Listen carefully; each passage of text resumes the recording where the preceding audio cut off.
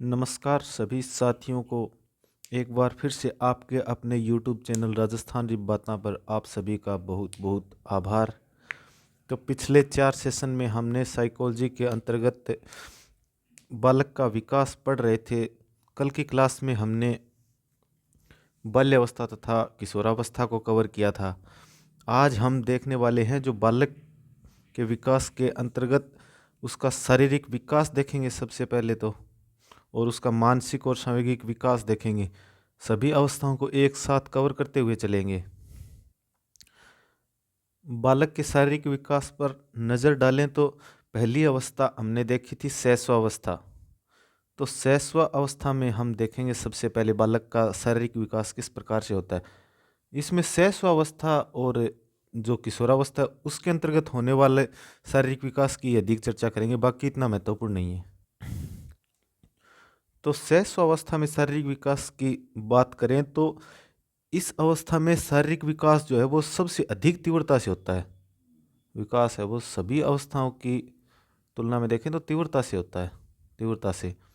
और अब बच्चे के जन्म के समय की हम बात कर रहे हैं तो सबसे पहले हम देखते हैं कि बच्चे का जो भार है वो कितना होता है। बच्चे का, अब आपको मैं बता दूं कि भार औसत बहुत से बच्चों का देखकर उसके हिसाब से भार निर्धारित किया जाता है। ये नहीं कि सर हमारे यहाँ तो 4 किलो का बच्चा हुआ, हमारे यहाँ पे 3 किलो का बच्चा हुआ, नहीं। बहुत से बच्चों का औसत देखा जाता है। तो औसत भार जो है वो बच्चे का होता है 3.5 किलो के लगभग, या हम लिखते हैं 3.6 kg। ये भी अलग अलग मिलता है, जैसे बालक का भार अधिक होता है तथा बालिका का थोड़ा कम होता है तुलना में। ये कई बार पौंड में पूछ लिए जाते हैं। तो बालक का जो भार है वो पौंड में होता है लगभग 17.15 पौंड, या औसत भार के लगभग होता है 3.6 kg। और बालिका का होता है 7.13 पौंड, या केजी में कहें तो 3.4 kg। अब एक पॉइंट और है, ये आपको ध्यान में रखना है कि जब बच्चा जन्म लेता है तो उसके पहले सप्ताह में उसके जो वजन है उसमें कमी दिखाई देती है, तथा 1 सप्ताह के बाद में वजन है जो पुनः बढ़ने लग जाता है। अर्थात वजन जन्म के जन्म के पहले सप्ताह की हम बात करें तो उसमें जो वजन है वो कम होगा, वजन कम होगा। और उसके बाद यानी 7 दिन के बाद बढ़ने लगेगा, बाद बढ़ने लगेगा। अब धीरे धीरे और बड़ा होता जा रहा है। और आगे की बात करें तो जब शिशु 6 माह का होता है तो उसका वजन जो है वो 2 गुना हो जाता है, 2 गुना हो जाता है। आगे चलते चलते 1 वर्ष में ये जो वजन है वो 3 गुना हो जाएगा, 1 वर्ष में 3 गुना वजन हो जाएगा। और शैशव अवस्था में अलग अलग से बात करें वह लड़के लड़कियों की या बालक या बालिकाओं की, तो बालकों में अधिक होता है वजन, बालकों में अधिक, ये तुलना में देखा जाता है बालिकाओं की तुलना में। अब इसमें और भी पॉइंट आते हैं जैसे बालक की लंबाई, बालिका की लंबाई, लेकिन वो इतना महत्वपूर्ण नहीं होता है कि लंबाई लंबाई कोई नहीं पूछता है। ये क्वेश्चन कई बार आ जाता है वजन वाला, लंबाई के बहुत कम देखने को मिलता है। अब इतना ध्यान रख लेना कि जो लड़कों की लंबाई है वो लड़कों की अपेक्षा अधिक होती है, शैशव अवस्था की बात कर रहे हैं। अब आगे उनके अगर सिर व मस्तिष्क के विकास की हम बात करें तो ये हम पहले ही पढ़ चुके हैं कि जो विकास की दिशा है वो सिर से पैरों की ओर होती है, जिसको हमने नाम दिया था मस्तक बोधमुखी। अब मस्तिष्क के भार की बात कर लेते हैं, ये कई बार पूछ लिया जाता है, ये यहाँ भी पूछ लिया जाता है और माफ करना, बायोलॉजी में पूछ लिया जाता है। मस्तिष्क का जो सामान्यतः भार होता है वो होता है 350 ग्राम। लेकिन बाद में बात करें तो 2 वर्ष की आयु तक, 2 वर्ष की आयु तक ये 350 ग्राम का 2 गुना हो जाता है, लगभग 2 गुना। अब हड्डियों का भी क्वेश्चन आ जाता है। अगर हड्डियों की बात करें तो एक शिशु जब जन्म लेता है तो उसके शरीर में कितनी हड्डियां होती हैं, तो जन्म के समय शिशु में हड्डियां होती हैं 270 हड्डियां, 270 हड्डियां होती हैं। अब उसकी, हम छोटे बालक की देखने की जो प्रक्रिया है उसकी बात करते हैं कि जो उसका विजुअल सेंसेशन होता है, अर्थात जो दृष्टि संवेदना होती है वह किस प्रकार की होती है। तो उसमें ये बात आती है कि जो जन्म के लगभग 30 घंटे बाद ही बालक की नेत्रेंद्रियां काम करने लगती हैं। 30 घंटे तक काम नहीं करती हैं, अर्थात 30 घंटे बाद उसकी जो नेत्र की इंद्रियां होती हैं ना, वो काम करना शुरू करती हैं। नेत्र इंद्रियां काम करती हैं। और अगर हम बात करें कि सुनना उसे कब शुरू कर देता है, तो सुनने की जो बात है वो बच्चे में जन्म के तुरंत बाद से ही बच्चा सुनना प्रारंभ कर देता है। जन्म के तुरंत बाद से ही लेकिन जो उसके रिफ्लेक्सेस होते हैं वो थोड़े स्लो होते हैं, अर्थात उन पर रिएक्ट इतना जल्दी नहीं कर पाता है वो। अब बात करें छोटे बच्चे में दांत किस प्रकार से होते हैं। छोटे बच्चों में दांत जो हैं वो दांत बनने की प्रक्रिया तो उसकी गर्भावस्था के समय से ही प्रारंभ हो जाती है, लेकिन उस समय उसके केवल जो मसूड़े होते हैं वही मजबूत होते हैं। दांत जो हैं उसके निकलते हैं जन्म के 5-6 महीने बाद, अर्थात हम कहें तो प्रक्रिया तो इसकी गर्भावस्था में ही प्रारंभ हो जाती है, गर्भावस्था में। लेकिन निकलते कब हैं? निकलते हैं ये 5 से 6 महीने में। ये जन्म के बाद की बात कर रहा हूँ मैं, गर्भ की बात नहीं कर रहा, जन्म के बाद। सबसे पहले जो बच्चे में दांत निकलते हैं उनको बोलते हैं मिल्क टीथ। मिल्क टीथ यानी वो टूट जाते हैं तो दोबारा आ जाते हैं, इनको हम मिल्क टीथ भी बोलते हैं या अस्थायी दांत भी बोलते हैं। अस्थायी दांत भी बड़े हो जाते हैं तब कहते हैं ना कि शरारत मत कर वरना ये आगे वाले चले गए तो वापस नहीं आएंगे। वो सही कहते हैं क्योंकि वो हमारे बड़े होने के बाद में दांत स्थायी हो जाते हैं। अगर दांतों में बात करें तो सबसे पहले आगे के जो नीचे के दांत है वो आते हैं बच्चे में। जब बच्चा 1 वर्ष का हो जाता है ना तो उसमें 8 अस्थायी दांत आ जाते हैं, और ऐसे करते करते जब वो बच्चा 4 वर्ष का हो जाता है ना तो सभी उसके अस्थायी दांत आ जाते हैं। 4 वर्ष तक 4 वर्ष तक सभी अस्थायी दांत आ जाते हैं। अस्थायी दांतों की संख्या देखें तो ये होती है 20। अब कई बार बच्चे की धड़कन का भी क्वेश्चन आ जाता है कि बच्चा जब जन्म लेता है तो उस समय उसकी धड़कन कितनी होती है। जन्म लिया है नया तो उसको बोलते हैं नवजात, नवजात शिशु। इसकी धड़कन जो होती है वो लगभग 140 के करीब होती है, अर्थात 140 का अर्थ है 140 प्रति मिनट। नवजात शिशु की जो धड़कन है वो होती है 140 प्रति मिनट के लगभग इसकी धड़कन होती है। बाद में धीरे धीरे धीरे आगे धड़कन स्थिर होती जाती है तथा सामान्य जो औसत एक स्वस्थ शरीर में देखने को मिलती है उसकी तरफ बढ़ती जाती है। या हम कहें कि 6 वर्ष तक ये जो है ये 100 धड़कन प्रति मिनट पर आ जाती है। उसके बाद में आगे देखें किशोरावस्था में या बाल्यावस्था के अंतिम काल में ये 72 के लगभग आ जाती है। अब शैशवावस्था की हम बात कर रहे हैं तो कल हमने थोड़ा सा जिक्र किया था कि शैशवावस्था की कुछ अन्य अवस्थाएं होती हैं जिनका हम जिक्र करेंगे। तो उनमें कुछ अवस्थाएं आती हैं जैसे उनको बोलते मोरो अवस्था, रूटिंग बेबिन्स की अवस्था, ऐसी कुछ अवस्थाएं जिनका हम चर्चा करेंगे। इसमें एक दो महत्वपूर्ण है उन्हीं की चर्चा करेंगे। जैसे सबसे पहली अवस्था है इसकी मोरो स्टेज। तो मोरो स्टेज का अर्थ क्या होता है? ये अवस्था बच्चे में अक्सर देखने को मिलती है जब वह 2 से 5 महीने तक का होता है। इस अवस्था में क्या होता है कि आपने जब कई बार देखा होगा कि बच्चे के करीब जब बहुत अधिक शोर होता है या अचानक कोई शोर होता है तो बच्चा अपनी कमर को मोड़ लेता है और तथा जो उसके दोनों हाथ हैं ना वो आगे की ओर करता है, आगे की ओर फेंकते हुए करता है, जैसे जैसे ऐसे लगता है हमें कि कुछ पकड़ रहा है बच्चा। अचानक से शोर हो ना, जैसे अचानक कोई शोर हो, अचानक शोर हो तो हाथ आगे की ओर करता है, आगे की ओर। यह ऐसे लगता है कोई वस्तु पकड़ने की कोशिश कर रहा है, पकड़ने की कोशिश कर रहा है। तो इससे आप ध्यान रख, इसी अवस्था को मोरो स्टेज कहते हैं। अब दूसरी इसके अंदर एक स्टेज आती है रूटिंग बोलते हैं जिसको।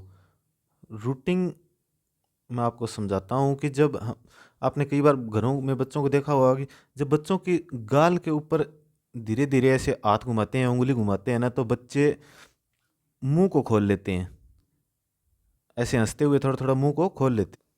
या कहें तो गाल को छूने पर मुंह खोलना, मुंह खोलना, ये अवस्था ये होती है रूटिंग।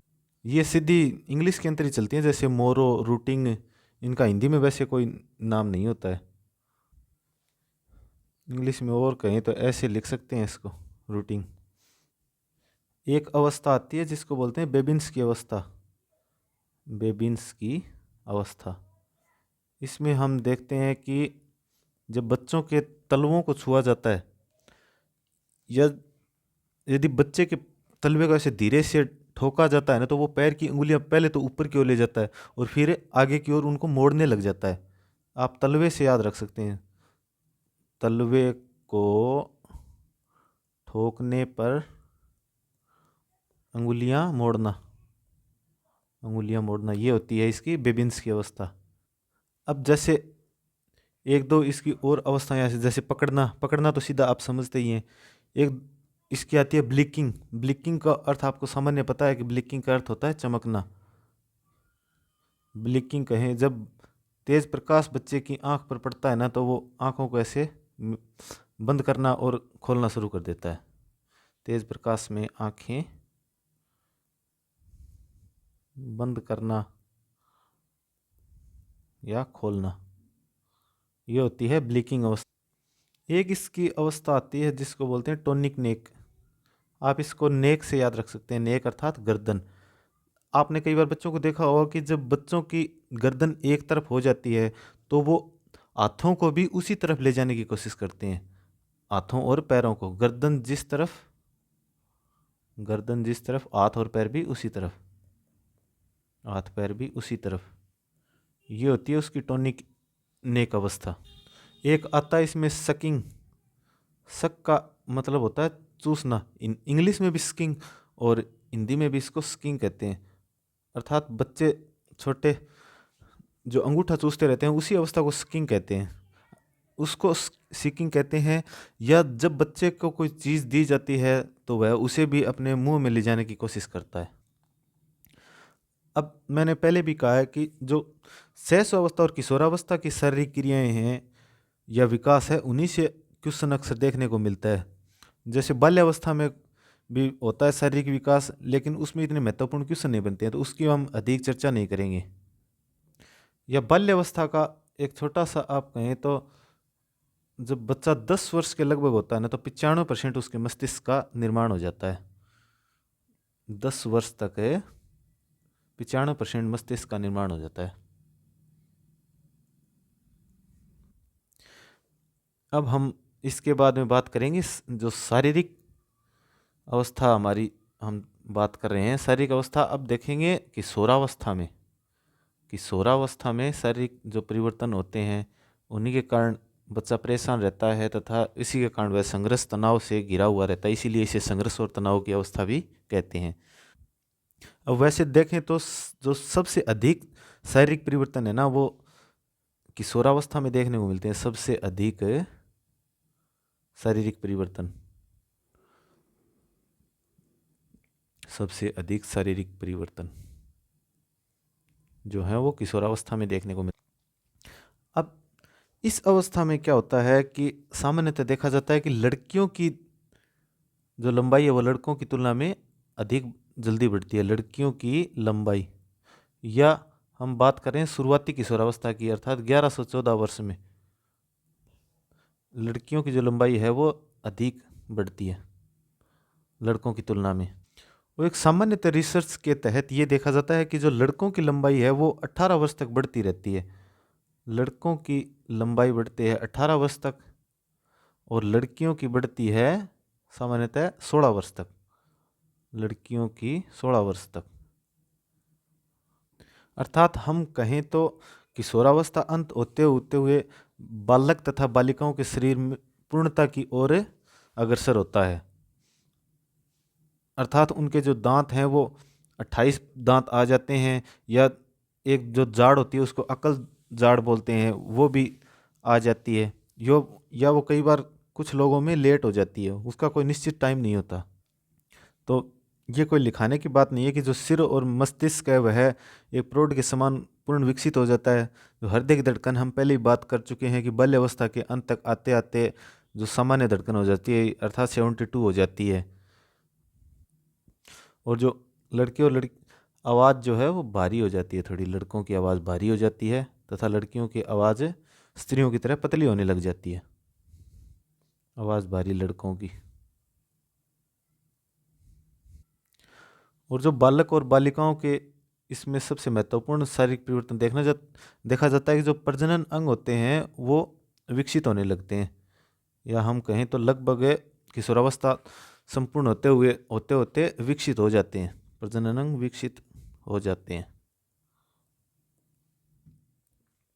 अब ये तो हमने चर्चा कर ली शैशवावस्था और किशोरावस्था में जो बच्चे का शारीरिक विकास है वह किस प्रकार से होता है। अब हम वापस से बात करेंगे मानसिक विकास की। तो मानसिक विकास में सबसे पहले हम देखते हैं कि जो शैशवावस्था होती है उसमें मानसिक विकास किस प्रकार से हमें देखने को मिलता है। शैशवावस्था में मानसिक विकास, इसमें हमने पहले ही देख लिया था कि मानसिक विकास के संदर्भ में कुछ वैज्ञानिकों ने परिभाषा दी थी कि जो बच्चे का मस्तिष्क होता है या शैशव का जो मस्तिष्क होता है वह बिल्कुल कोरी स्लेट की तरह होता है, अर्थात हम उसे जिस प्रकार से उसके ऊपर अनुभव लिखते हुए उसको जिस प्रकार से डालना चाहें डाल सकते हैं। इसमें हम छोटे बच्चे की ये देखते हैं कि वह कौन से माह में या कितने दिनों में वह क्या करना सीखता है, अर्थात उसका किस प्रकार से मानसिक विकास हो पाता है। मैं थोड़ा शॉर्ट में लिखते हुए चलूँगा कि जो सेकंड मंथ की हम बात करें तो उसमें बच्चा ध्वनियाँ पहचानने लग जाता है, अलग अलग जो ध्वनियाँ है ना वो पहचानने लग जाता है, पहचानना।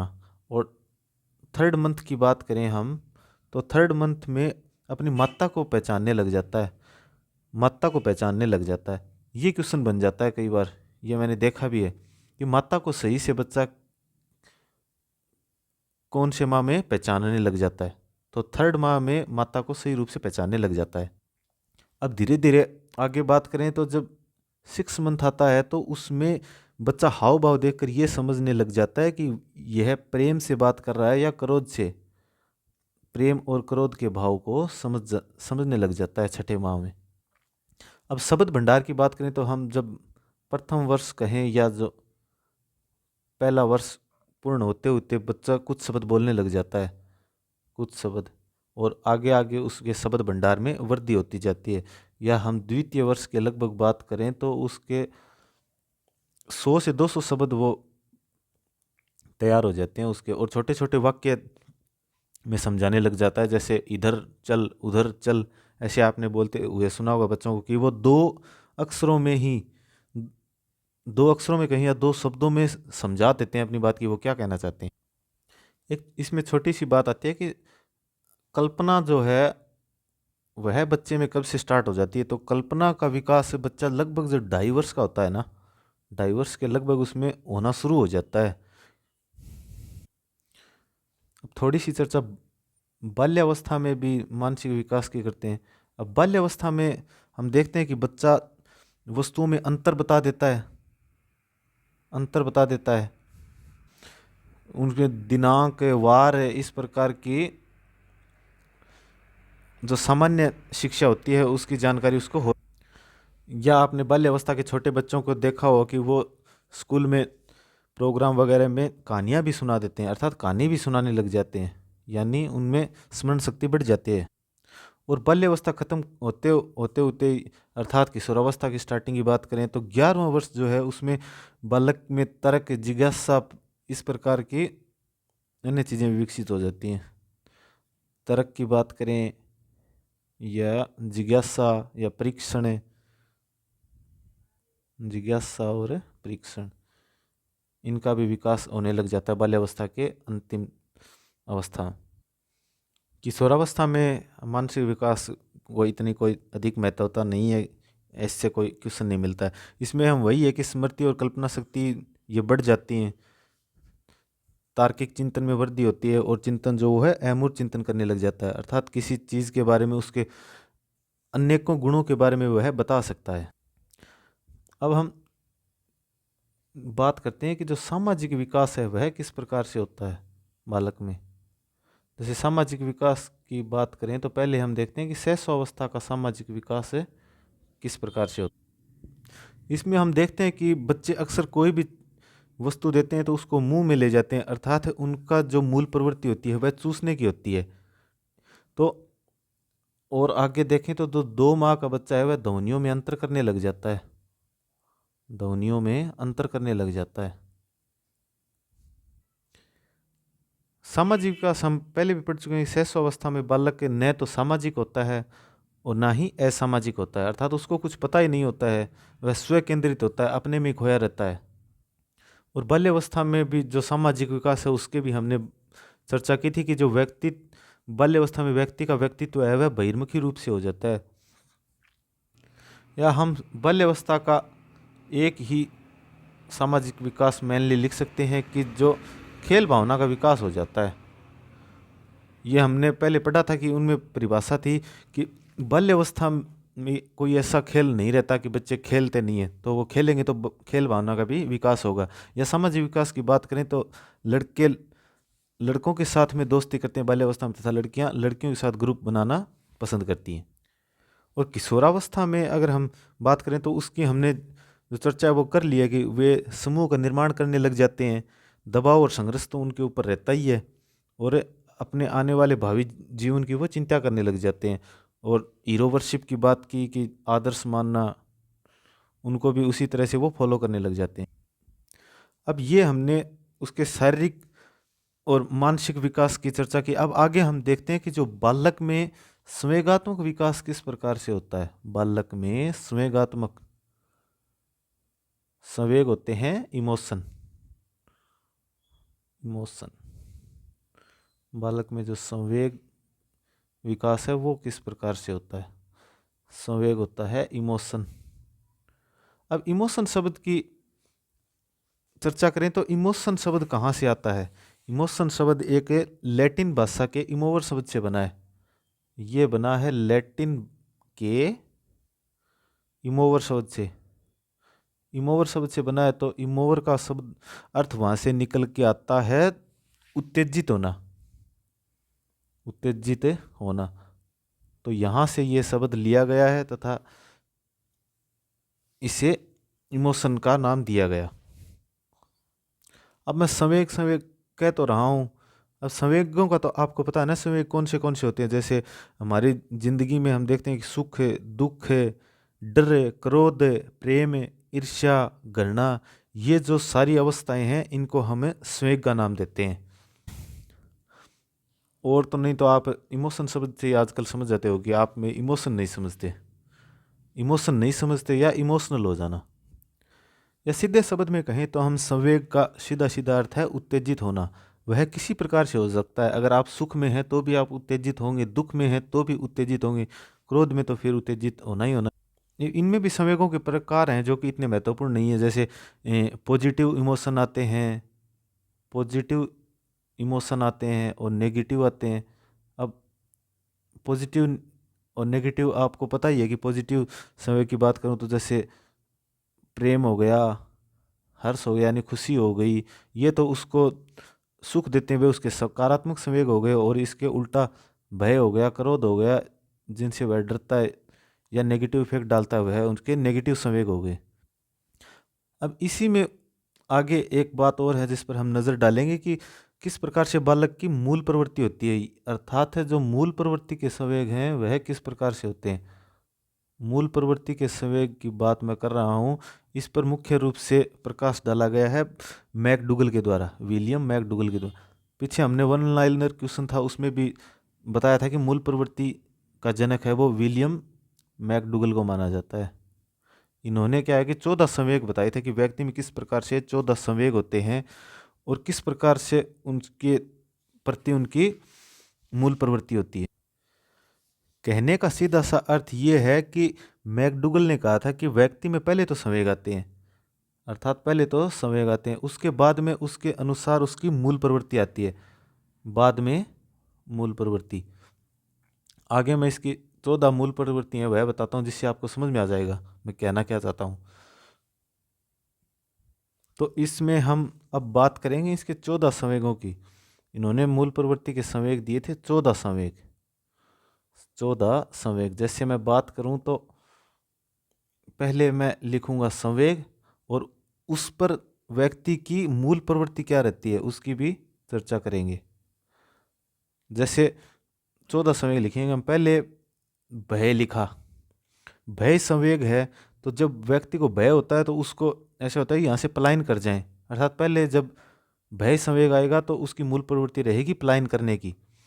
और जैसे उसके अंदर संवेग आ गया वात्सल्य अर्थात प्रेम की भावना, जब उसके अंदर वात्सल्य का संवेग आएगा तो उसको संतान प्राप्ति की कामना होगी, अर्थात संतान कामना। संतान कामना, ये हो गए 2 संवेग। तीसरा संवेग बात करते हैं हम भूख। व्यक्ति को भूख लगती है तो वह चाहता है कि उसे भोजन की प्राप्ति हो, या भोजन प्राप्ति या भोजनान्वेषण।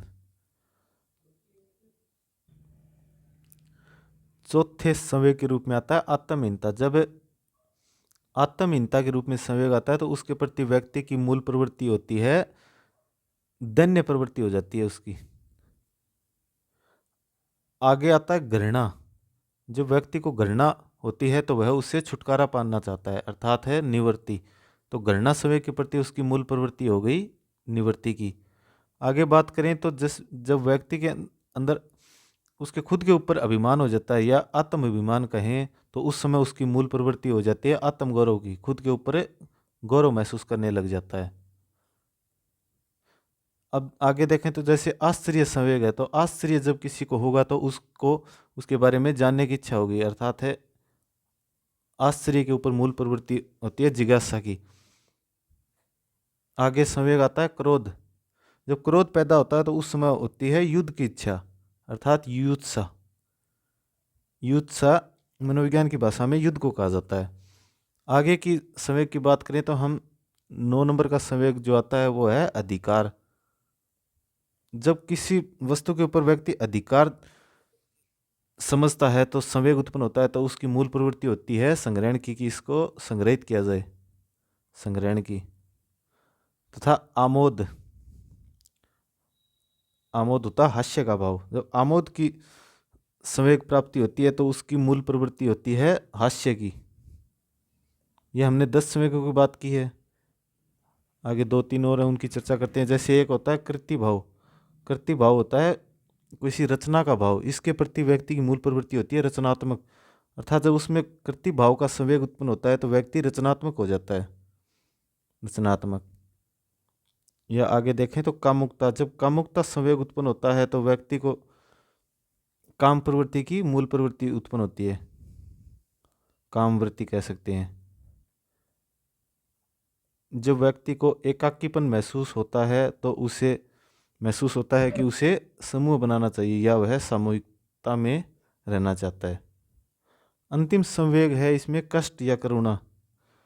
जब व्यक्ति को कष्ट या करुणा होता है तो कष्ट होती है तो उसके प्रति उसका मूल प्रवृत्ति होती है संवेदना की, और जब करुणा होती है तो उसमें संवेदना होती है कि किसी शरण को प्राप्त किया जाए, यानी शरणागति की। तो ये हमने विलियम मैकडूगल के 14 संवेगों की चर्चा की है।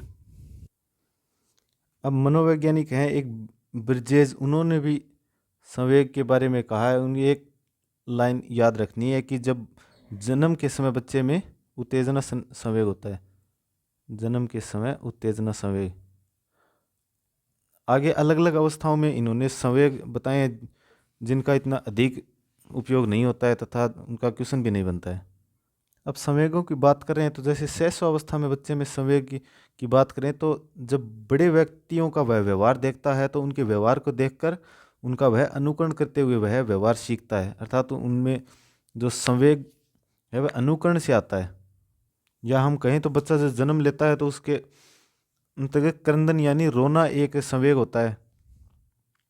या कहें तो शिशु में जो संवेग हैं उनमें अस्थिरता देखने को मिलती है, या शिशु के जो संवेग हैं वह अस्पष्ट होते हैं, वह धीरे धीरे अवस्थाओं के अनुसार आगे स्पष्ट दिखाई देते हैं। इसी प्रकार से बाल्यावस्था में संवेग होते हैं। बच्चा स्कूल में जाता है तो ये कहा जाता है कि महिला अध्यापक अधिक होने चाहिए, जिससे उसे माता की तरह देखभाल की जा सके, अर्थात वह अपने संवेगों को पूर्ण रूप से प्रदर्शित कर सकेगा। किशोरावस्था की अवस्था में हमने देखा था कि उसके संवेग उद्वेलित हो जाते हैं, अर्थात प्रेम, दया, क्रोध, सहानुभूति आदि सभी जो संवेग हैं उनमें उग्रता देखने को मिलती है। या कहें तो किशोरावस्था तक आते आते बच्चे में सभी प्रकार के संवेग आ जाते हैं, सभी संवेगों को प्राप्त कर लेता है।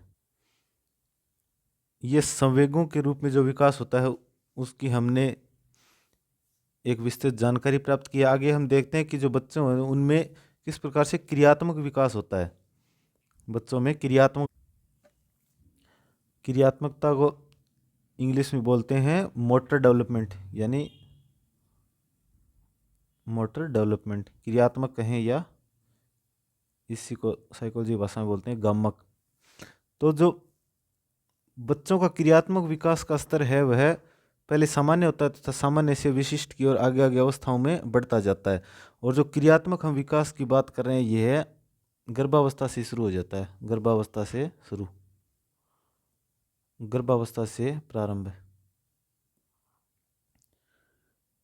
जैसे दो कौशल देखने को मिलते हैं, जैसे एक तो कौशल होता है स्थूल और एक होता है सूक्ष्म।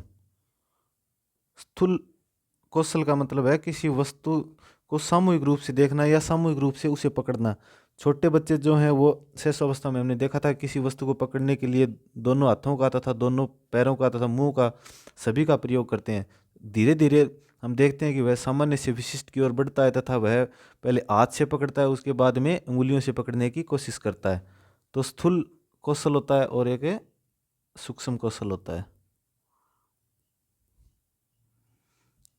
इसमें मेन रूप से मुख्य मुख्य क्रियाएं होती हैं, जैसे बच्चे लुढ़कते हुए, लुढ़कना, खेलना, कूदना, लुढ़कना, खेलना, खिसकना, घुटनों के बल चलना, घुटनों के बल चलना। और सूक्ष्म में बात करें तो छोटे छोटे जो कार्य होते हैं जैसे कि खाना पीना, लिखना, लिखना वह उंगलियों के प्रयोग से ही लिखना सीखता है। लिखना या टाइप करना या बच्चे द्वारा अपने जूतों के शूलेस बांधना या टाई बांधना आदि जो क्रियाएं हैं ये सूक्ष्म कौशल के अंतर्गत आती हैं। इसमें आगे हम देखते हैं संवेग के बाद में सूक्ष्म कौशल और स्थूल कौशल की बात की, अर्थात क्रियात्मक विकास की। अब हम देखते हैं कि जो बालकों में भाषा का विकास किस प्रकार से होता है। भाषा विकास के ऊपर एक सिद्धांत आता है जो कि नोमन चोम्स्की का होता है, जिसकी चर्चा हम आने वाली क्लासेज में करेंगे। अभी नॉर्मल देखते हैं कि जो किशोरावस्था की बात करते हैं तो उसमें लड़कियों की भाषा विकास लड़कों की तुलना में अधिक होता है। अर्थात किशोर की बात करें तो उसमें किशोर में लड़कियों का भाषा विकास अधिक होता है, भाषा विकास तेजी से।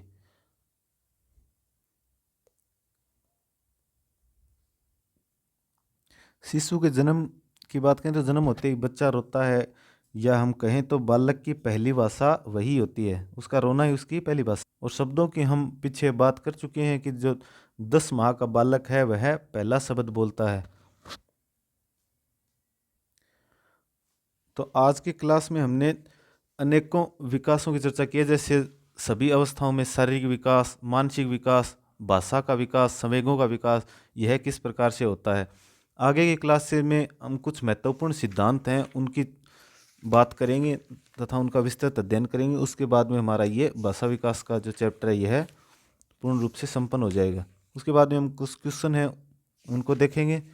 तो आज की क्लास हम यहीं पे हमारा सेशन पूरा करते हैं। धन्यवाद।